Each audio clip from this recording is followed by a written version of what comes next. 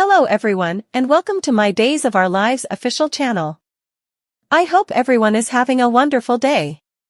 Before we begin, please hit the subscribe button and give this video a thumbs up.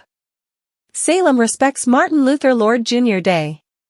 Outside the bar, Paulina, Chanel, and Abe are excited to have seen such countless individuals enhancing the town on MLK Day of Administration.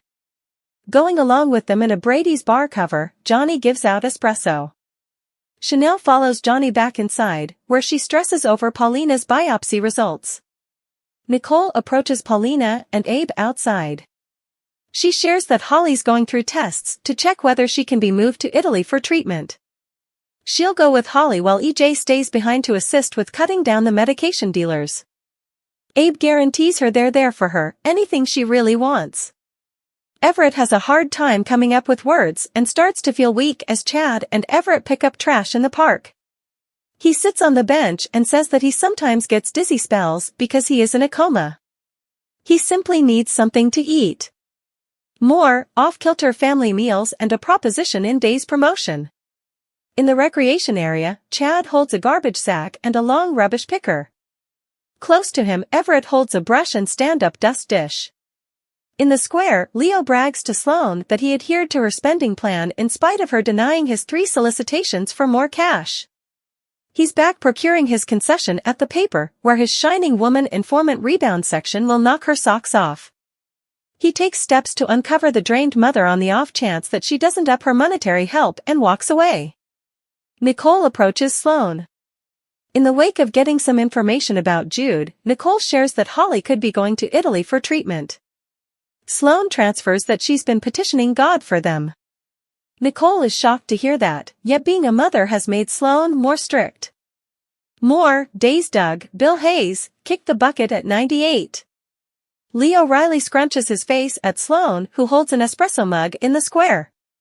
Sloane clears up for Nicole. She is out getting things for supper with John and Marlena, however, concedes she's threatened by Eric's ideal mother. To help Sloane unwind a bit before the event, Nicole suggests that she pour herself a large glass of wine.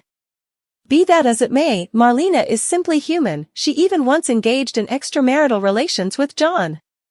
Be that as it may, in the event that Sloane requests exhortation forthright, Marlena will feel helpful and Sloane won't feel judged.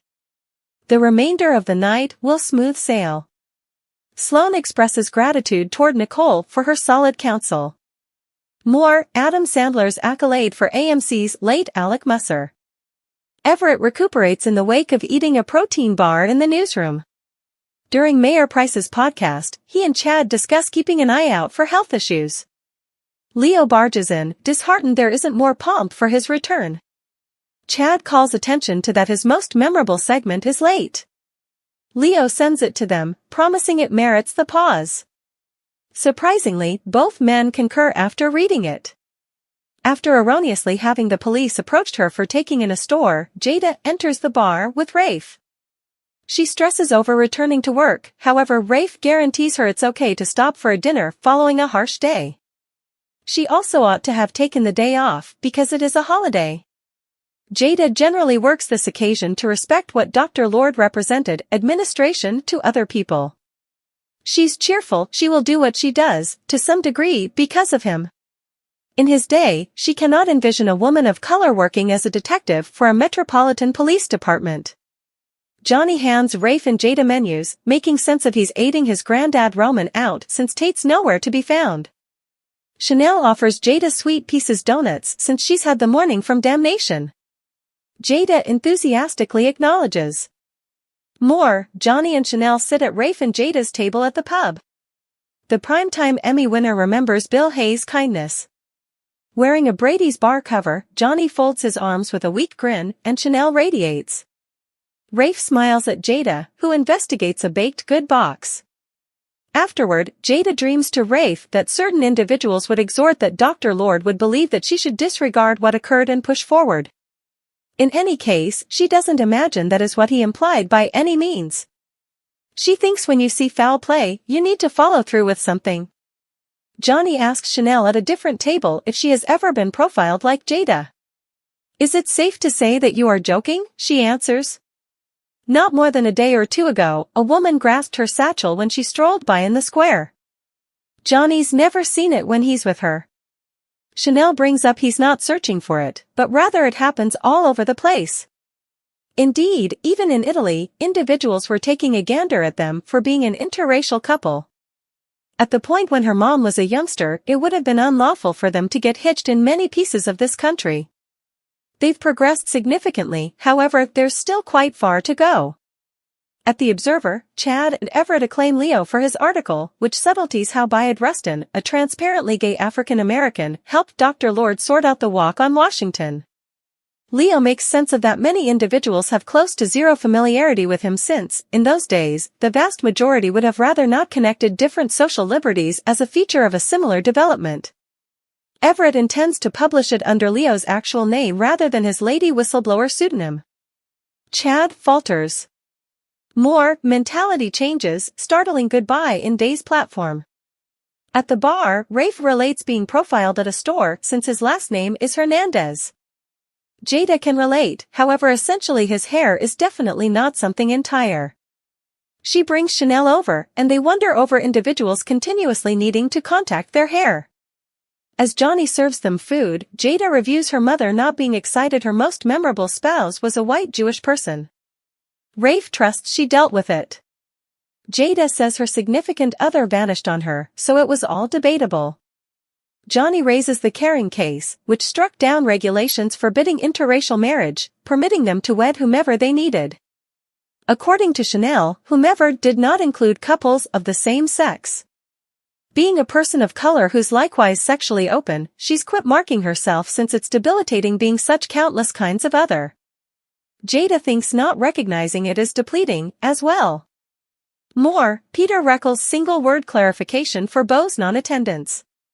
Sloane respects Nicole in the square with an open mouth as though she's talking. Nicole slants her head with a light grin. In the square, Nicole feels that she and Sloane would have been companions in another lifetime. She appreciates Eric's generosity for spending so much time with her and Holly at the hospital.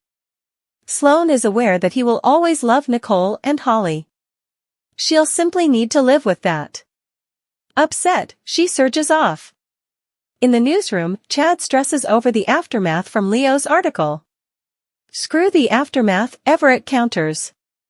What Leo composed is correct and valid and illuminating. Isn't that more significant than the main concern? Chad consents to distribute Leo's great piece. Leo values their help and requests the remainder of the day away from work.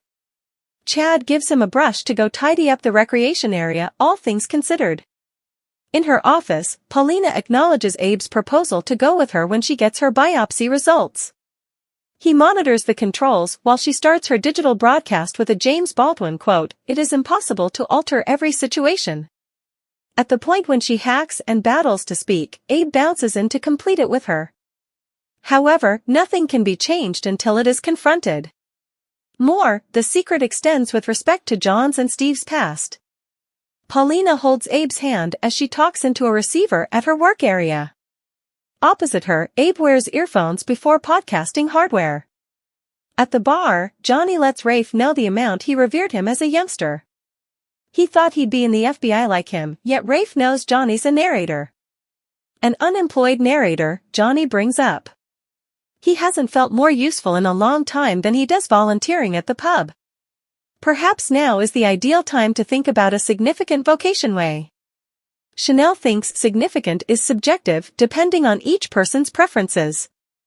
Paulina completes her digital recording by explaining how balance and incorporation ought not be questionable. We as a whole need exactly the same things throughout everyday life. We ought to open our hearts and psyches and, in particular, keep on accomplishing the difficult work to make this world a superior spot to live in. Thanks for watching. If you like this video, so please don't forget to subscribe my channel and don't miss any update.